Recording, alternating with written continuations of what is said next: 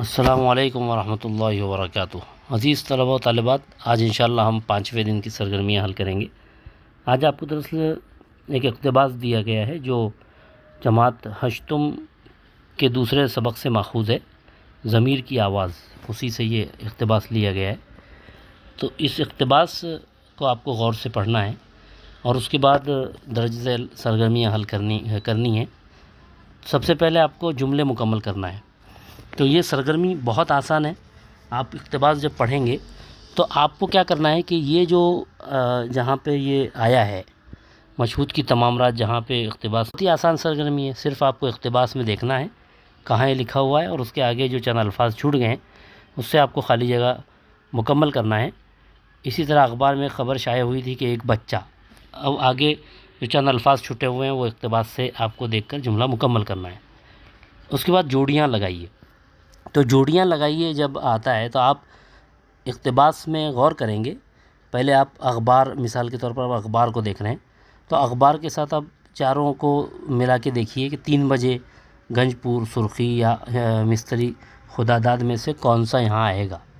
تو اس طرح آپ یہ جتنے بھی یہاں پر الفاظ دیے گئے ہیں ان کے ساتھ آپ غور کیجئے، اور غور کرنے کے بعد آپ دیکھیے کہ کس کے ساتھ کس کی جوڑی لگے گی۔ تو یہ بھی اقتباس کو آپ جب غور سے پڑھیں گے تو آپ کو سمجھ میں آئے گا کہ خبر میں کیا چیز ہوتی ہے۔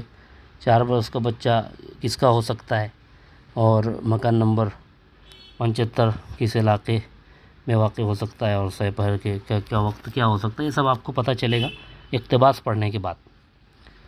اس کے بعد آپ کو مفرد مرکب اور مفرد مرکب جملوں کی شناخت کرنا ہے، یعنی 2 ہی جملے دیے گئے ہیں، ایک تو مفرد ایک مرکب۔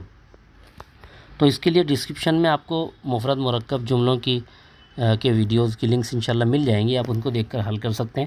میں صرف ایک مختصراً آپ کو بتاتا ہوں کہ جس جملے میں آپ کو ایک فعل نظر آئے وہ مفرد جملہ ہوتا ہے، اور جس میں آپ کو مبتدا خبر بس 2 ہی چیزوں سے وہ مرکب ہوتا ہے، وہ مفرد جملہ ہوتا ہے۔ اور مرکب جملے میں 2 جملے ہوتے ہیں، ان کو کسی حرف سے جوڑا جاتا ہے۔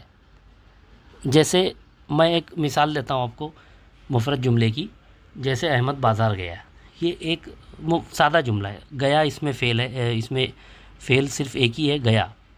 تو یہ ہو جائے گا ہمارا مفرد جملہ۔ اور مرکب جملے کی مثال میں آپ کو دیتا ہوں کہ زید پڑھ رہا ہے اور بکر لکھ رہا ہے۔ تو زید لکھ رہا ہے، پڑھ رہا ہے، ایک مکمل جملہ، بکر لکھ رہا ہے، یہ بھی مکمل جملہ ہے، اور سے دونوں کو جوڑا گیا تو یہ مرکب جملہ ہو جائے گا۔ اور اس میں 2 فعل ہیں، پڑھ رہا ہے، لکھ رہا ہے۔ تو آپ آسانی سے پہچان سکتے ہیں کہ ان جملوں میں کون سا مفرد ہے اور کون سا مرکب ہے، آپ کو غور کرنا ہے۔ اسی طرح سے آپ کو 2 ہم معنی لفظ ہیں، اس طرح کرب و اضطراب، یہ کرب و اضطراب، یہ کرب کے جو معنی وہی اضطراب کے معنی بھی ہیں۔ تو اس کو واو کے ذریعے جوڑا گیا، واو عطف کے ذریعے۔ آپ کو ایسے ہی جو ہے 3 جوڑیاں بنانا ہے۔ تو اب آپ کیا کریں گے، آپ الفاظ خود تلاش کریں گے، یعنی آپ ایسے الفاظ تلاش کریں گے جن کے معنی ایک ہی ہیں اور ان کو واو کے ذریعے جوڑا گیا ہے۔ جیسے یہاں ایک آپ کو مثال دی گئی ہے کرب و اضطراب، ویسے ہی آپ کو دیگر الفاظ تلاش کرنے ہیں۔ بہت آسان ہے۔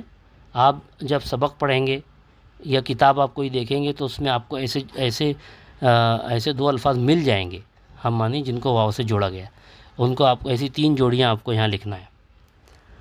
اس طرح سے اب یہاں سے آپ کو سوال پوچھا گیا ہے کہ مشہود کی حالت کس وجہ سے غیر تھی، مشہور کن خیالت میں ڈوبا ہوا تھا، اور یہ جو الفاظ دیے گئے ہیں ان کی آپ کو ضد تلاش کر کے لکھنا ہے۔